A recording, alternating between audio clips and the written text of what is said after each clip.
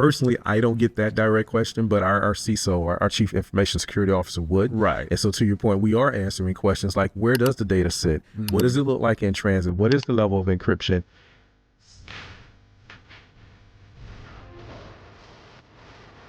And we have to have, and I say that we in this collective, we as vendors, there are going to be times when you start talking about how we train our models, also what data, there is some expectations where customers, again, with these advisory boards, they have to be informed that there's a certain level of pruning of data that you should do before data comes to an outside vendor, regardless of it being opt-in or opt-out from a sharing and training standpoint. And so those are some of the kind of questions that we're going to answer on your behalf when it comes to a security questionnaire that we're getting, like, what are we doing with the data? And it kind of becomes a bi-directional conversation, right? Because we want to know a little bit more about the data you inherently are sending to us, so we can let you know a little bit more about maybe you should do that, maybe you shouldn't. And then also, here's the level of segmentation we can provide here at Katalon, or obviously it could be, a nondescript vendor as well. But that's some of the things that we get from a configuration, data residency, data security, governance, some of those kind of conversations.